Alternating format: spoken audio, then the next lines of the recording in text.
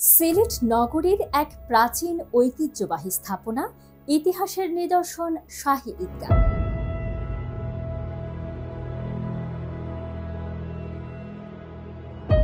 মুঘল স্থাপত্যশৈলীতে নির্মিত এই ঈদগাহ শুধু ঈদের জামাত আদায়ের স্থান নয়, এর বাইরেও অবিস্মরণীয় ঐতিহ্যের সাক্ষী হিসেবে দাঁড়িয়ে আছে সিলেটের এই শাহী ঈদগাহ। আমি জান্নাতুল নাজনীন আশা আছি আপনাদের সাথে। আজ আমরা জানব সিলেটের শাহী ঈদগাহ সম্পর্কে। 1700 সালের প্রথম দশকে মুঘল ফৌজদার ফরহাদ খাঁয়ের উদ্যোগে এই ঈদগাহ নির্মিত হয়। সময়ের সাথে ঈদগাহে যুক্ত হয়েছে নতুন স্থাপনা, তবে এখনো এর মূল স্থাপত্য বহাল রয়েছে।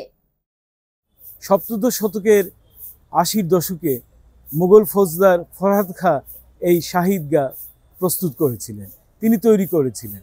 তিনি সিলেটে অনেকগুলো মসজিদ, সৌরম্য, দালান, ব্রিজ তৈরি করেন।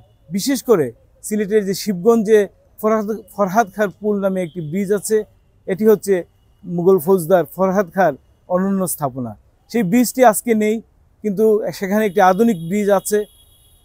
তারপরও সেই এলাকা, সেই ব্রিজের নাম আজও ফরহাদ খাঁর পুল নামে পরিচিত। সেই ফরহাদ খাঁ সপ্তদশ শতকের 80-র দশকে এই ঐতিহাসিক শাহী ঈদগাহ নির্মাণ করেছিলেন। এই শাহী ঈদগাহ বাংলাদেশের একটি অনন্য স্থাপত্য। এখানে অনেক ঐতিহাসিক ঘটনা ঘটেছে।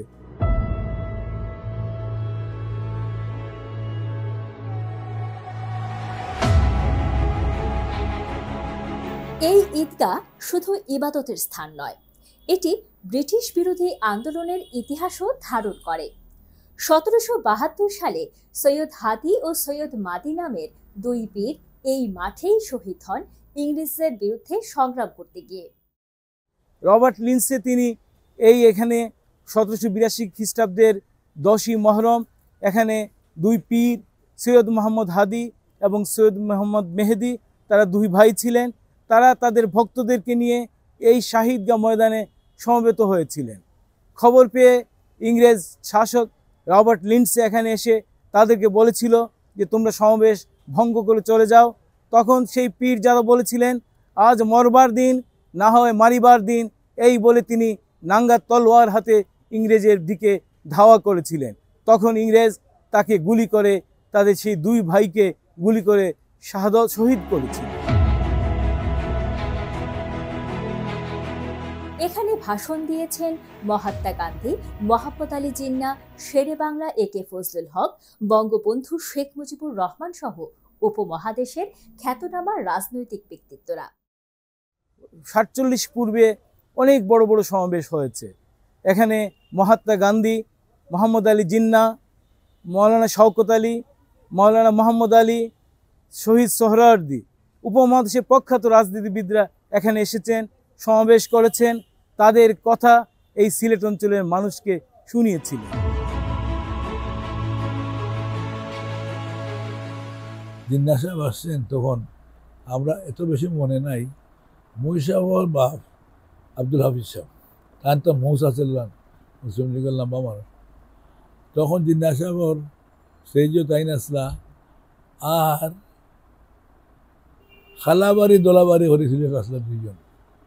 একজন একটু ভদ্র শিক্ষিত, এনারা দোলাবাড়ি সারাদিঘির পার বাড়ি, আর একজন খালাবাড়ি নয়াশল হরবাদিয়ে গল্লি। এই বিখ্যাত গুন্ডা আসলা, মুসলিম লীগের মানুষ আসা, মানে সাধারণ ইসলামী করতো না বিচারা। এই ন আসলা মিটিং লড়কে লেঙ্গে পাকিস্তান স্লোগান দিয়েছেন তাইন তাইন, কিন্তু এই তাইন উর্দু জানেন না, হয়েছেন লড়কে লেঙ্গে। আমারও কইরা আছে লড়কে লেঙ্গে, হয়েছে লড়কে লেঙ্গে পাকিস্তান।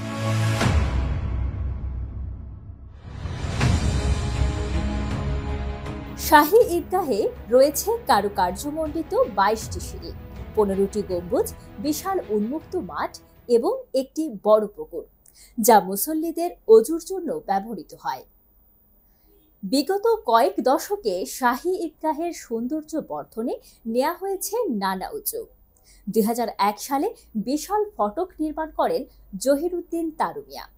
এই ঐতিহাসিক শাহী ঈদগাহর সৌন্দর্য বর্ধনে আপনারা জানেন যে আমার পিতা মরহুম জহিরুদ্দিন তারুমিয়া তিনি তার নিজ অর্থায়নে শাহী ঈদগাহ সৌন্দর্য বর্ধনে 3টি সুরম্য গেট নির্মাণ করেন এবং পরবর্তী পর্যায়ে আমরা যখন ক্ষমতায় ছিলাম তখন আমাদের মাননীয় অর্থ পরিকল্পনা মন্ত্রী সাবেক মরহুম এম সাইফুর রহমানের ঐকান্তিক আগ্রহ নিরলস প্রচেষ্টায় শাহী ঈদগাহে এই যে পুকুর চতুর্দিকে সিঁড়ির মাধ্যমে সৌন্দর্য বর্ধন করা হয়।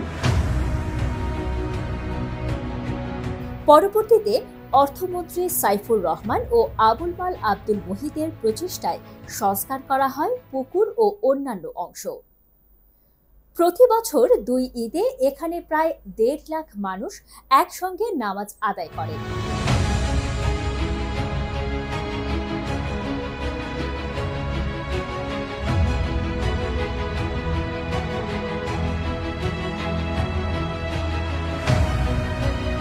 এটা শুধু সিলেট নয়, বাংলাদেশের এটা মানব জাতির একটি অনন্য স্থাপত্য। এই স্থাপত্য রক্ষা করা, এই স্থাপত্য যাতে ক্ষতিগ্রস্ত না হয় সেদিকে আমাদেরকে লক্ষ্য রাখতে হবে। শুধু ধর্মীয় নয়, পর্যটকদের কাছেও এটি এক আকর্ষণীয় স্থান। শত বছরের ইতিহাস, ব্রিটিশ বিরোধী আন্দোলনের স্মৃতি এবং মুঘল স্থাপত্যের নিদর্শন শাহী ঈদগাহ সিলেটের গর্ব, আমাদের ঐতিহ্য।